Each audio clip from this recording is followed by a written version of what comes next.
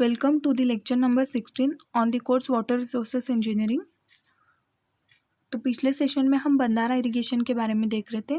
जो बंदारा इरिगेशन है वो माइनर इरिगेशन में आता है और वो डायरेक्ट इरिगेशन का एक टाइप है। ओके, तो अब आज के सेशन में हम difference between solid and open bandhara first देखेंगे। उसके बाद जो माइनर इरिगेशन का सेकेंड टाइप है पर्कुलेशन टाइप, उस पर स्टडी करेंगे। ओके, तो फर्स्ट देखेंगे difference between solid and open bandhara. तो फर्स्ट डिफरेंस है, देखो, इट इज़ सॉलिड वेयर। जो सॉलिड बंदारा है वो सॉलिड वेयर है। Open bandhara is fully open weir. Okay, then second difference is control on flood is not possible. Flood पे control करना possible नहीं रहता सॉलिड बंदारा में, और ओपन बंदारा में control on flood water is possible. Okay, then third difference is height of weir is fixed. तो सॉलिड बंदारा में जो वेयर की हाइट होती है वो फिक्स्ड होती है, और ओपन बंदारा में जो वेयर की हाइट होती है वो नीडल को रिमूव करने के बाद उसको चेंज कर सकते हैं हम। ओके, तो अब यहाँ पे डायग्राम देखो, सॉलिड बंदारा है ये और ये है ओपन बंदारा। तो जो कोल्हापुर टाइप वेयर वगैरह आता है वो ओपन बंदारा में आता है।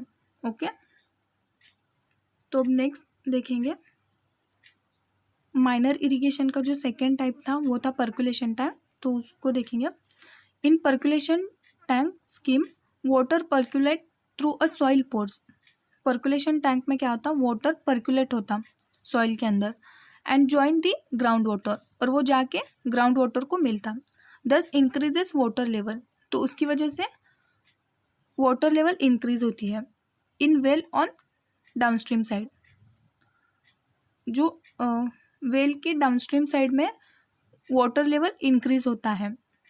Okay, and then this water is used by farmer for irrigation. फिर उस वाटर का यूज इरिगेशन फार्मर्स को होता है इरिगेशन के पर्पस के लिए। Okay, for all this process water is to be made store on upstream side by constructing small bund at suitable site. Upstream side में स्मॉल बंड कंस्ट्रक्ट करने की वजह से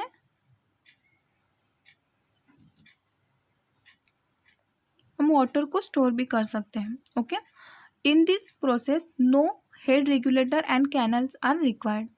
तो पर्कुलेशन टैंक में किसी भी तरह के हेड रेगुलेटर या फिर कैनल्स प्रोवाइड नहीं करते हैं। Okay, this type of irrigation system is indirect type of irrigation.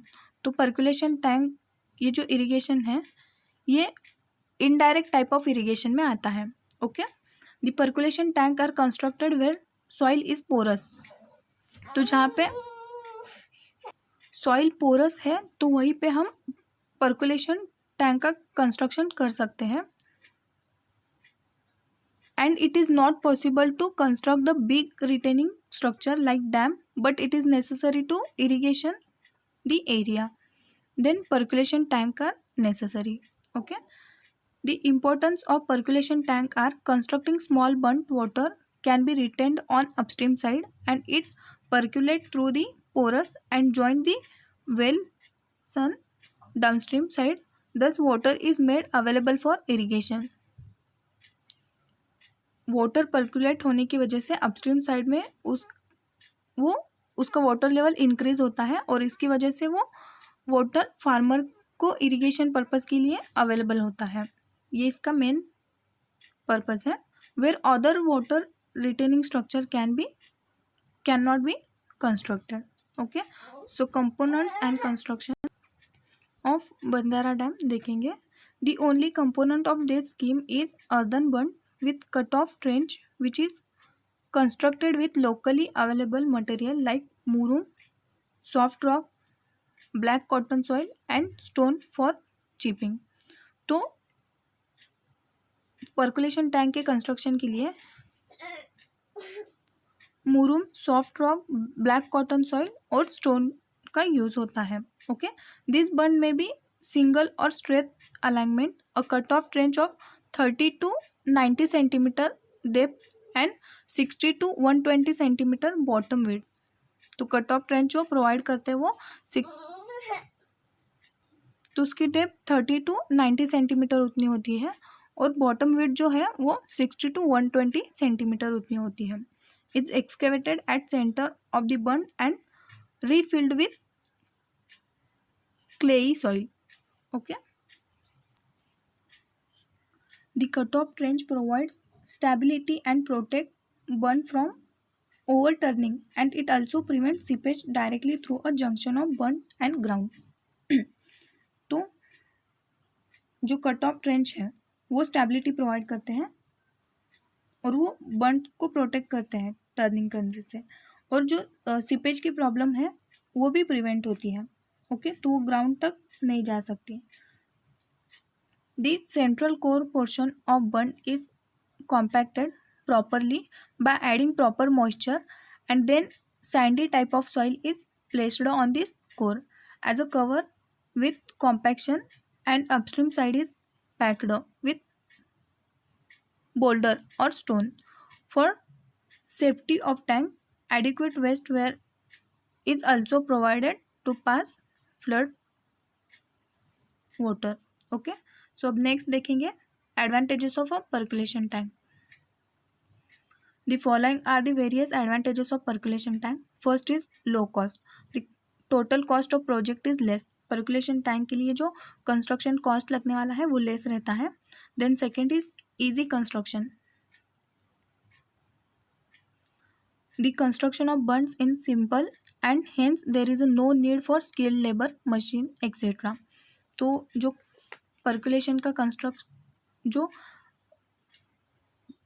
Percolation tank है उसका कंस्ट्रक्शन इजी रहता है, इसलिए उस कंस्ट्रक्शन के लिए स्किल्ड लेबर या फिर मशीनरीज का यूज़ भी नहीं होता है. Okay. Then third is resource utilisation. The site which are unsuitable for other type of irrigation may suitable for this type of scheme, and thus better utilisation of a natural resources can be made. Then next is disadvantages of a percolation tank. The following are the disadvantages of percolation tank. First is low efficiency.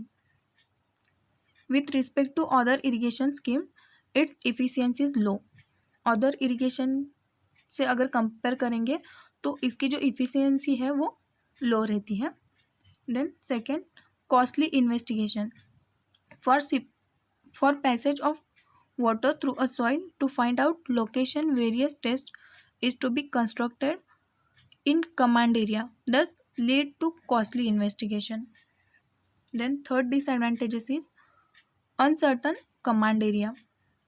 As water percolate through soil, it is not possible that it always connect to water table. हाँ, तो water जो है वो water table में रहता है, तो वो percolate जब होता है तो वो वाटर टेबल तक जाता ही है, ऐसा नहीं होता हर केस में. It may run parallel to ground water table and joint far away from the area of irrigation. Okay. अब लास्ट डिसएडवांटेजेस है स्लिप ऑफ बर्न. बर्न्स में स्लिप और fail due to seepage which lead to increase cost of construction and maintenance. तो seepage की वजह से burn जो है वो फेल होते हैं, तो उसकी वजह से कॉस्ट ऑफ कंस्ट्रक्शन और मेंटेनेंस कॉस्ट भी इंक्रीज होती है. ओके. अब लास्ट जो है पर्कुलेशन टैंक में वो है site selection for percolation tank. Percolation tank के लिए किस टाइप की साइट हम सिलेक्ट करते हैं वो देखेंगे. The following are the requirements of site for percolation tank. कौन उसके लिए क्या रिक्वायर्ड है वो हम देखेंगे. तो फर्स्ट है the bed of tank should be pervious.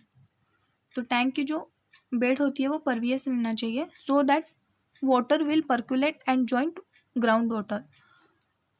क्योंकि जो वाटर है वो पर्कुलेट होना चाहिए अच्छे से और वो ग्राउंड वाटर तक जाना चाहिए, इसलिए जो बेड है वो परवियस रहना चाहिए. Then second is there should be sufficient number of well in the command area. Command area में सफिशियंट वेल्स रहना चाहिए. If well are not there then it will have percolate and join groundwater. If well are not there, then it will have to dig. Okay. Then third advantage, disadvantage.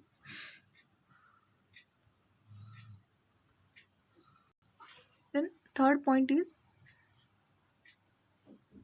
the site at which burn are constructed should have sufficient discharge. Fourth is the side of stream should be steep. If the side are not steep, it should be made by rising both sides. Okay. Fifth is for construction, the material and labor should available nearby the site. तो ऐसी site select करना है जहाँ पे labours और जो materials है वो इजीली अवेलेबल हो. ओके. तो ये हुआ पर्कुलेशन टैंक के बारे में. Thank you.